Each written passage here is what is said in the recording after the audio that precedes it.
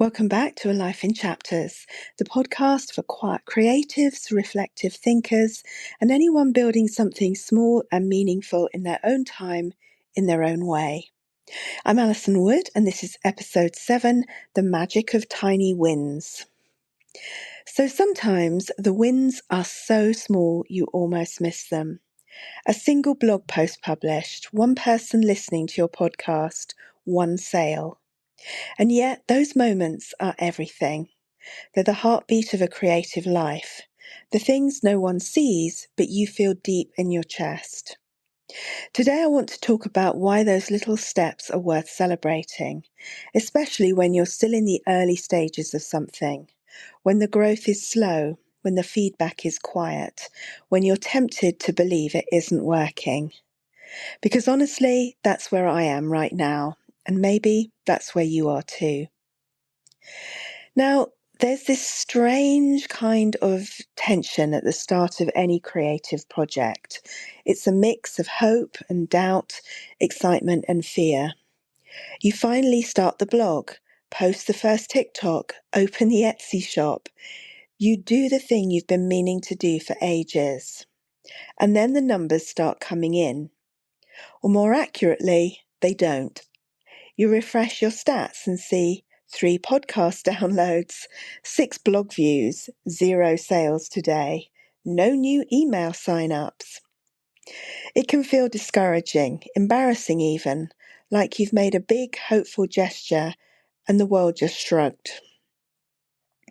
And here's the thing I keep reminding myself. 1 is not nothing. 1 is the beginning. So I launched A Life in Chapters a week ago. Right now, my podcast isn't getting huge numbers. The Patreon hasn't had a flood of sign-ups. Some blog posts get just a handful of readers.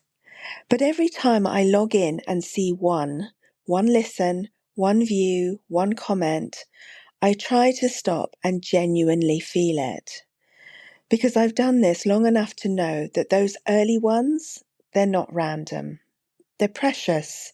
They're the foundation you build on. They're the people who show up before it's shiny and popular, the people who listen when no one else is, the people who buy something even though they don't really know you yet. And they matter. We're always taught to celebrate big milestones, launch days, viral posts, paydays. But what about the everyday work it takes to get there? This morning I wrote in my journal, today I'm proud of sticking to the schedule, sharing the podcast snippet, replying to my emails without spiraling. That's not glamorous, but it is progress.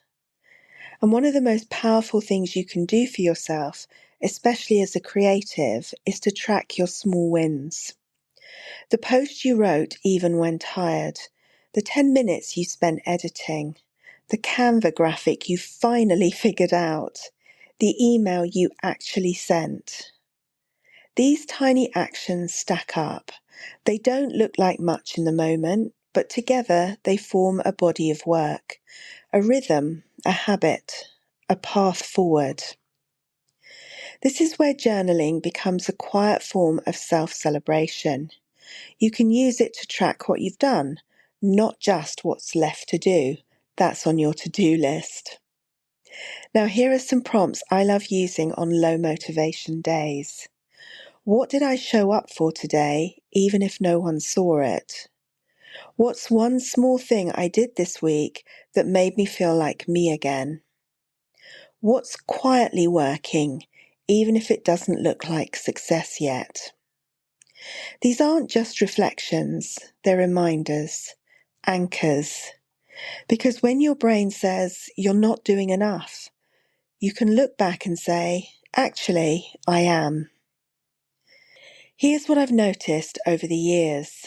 One blog post can lead to your first affiliate commission.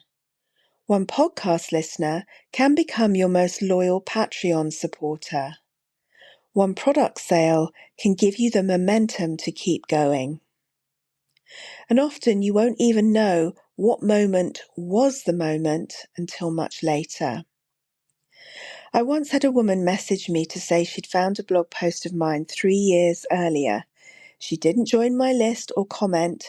She just quietly read it, bookmarked it, and kept coming back. 3 years later, she reached out and said, "You helped me start my writing journey." Now that post, it got maybe 20 views at the time, and I almost deleted it. So if you're in that space where things feel too small to matter, please hear this. Keep going anyway. Keep showing up, even if it feels like a whisper. On TikTok, people always talk about being in 200 view jail. And yes, of course, we all want greater views than that. But stop for a minute and think about how many people have had the chance to look at what you have put out into the world. 200 people. Now imagine if you had to stand up in front of these people in a room. You would be amazed how many people were there, wouldn't you? Now, of course, not all 200 people watch the full video. Many will just scroll past. But some will stop and watch. Some will save the video, or like it, or comment.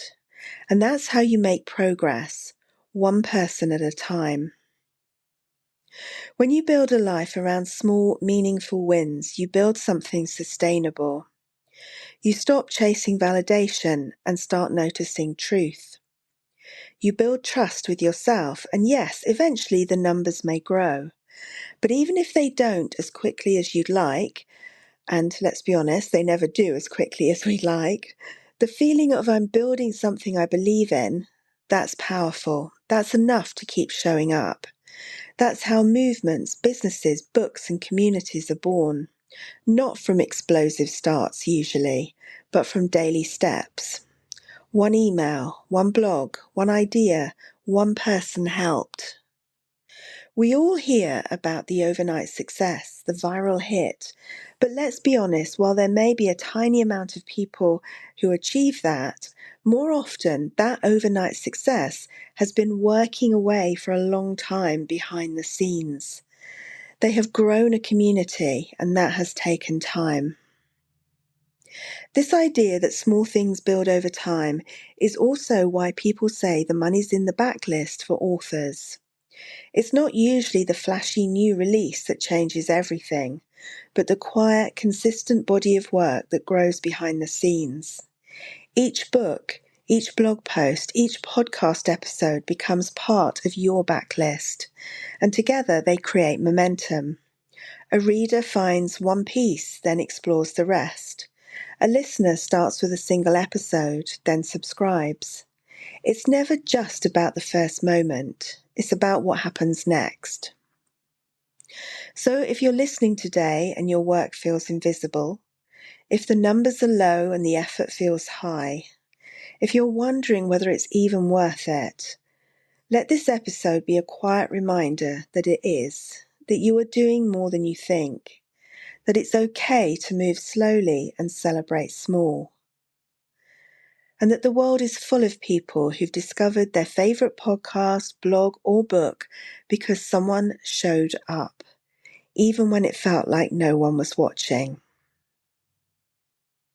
And speaking of small beginnings, our very first A Life in Chapters book club kicks off in August, and I would absolutely love for you to be part of it. We're reading Enchantment by Catherine May, a gentle, thoughtful book about rediscovering wonder in the everyday.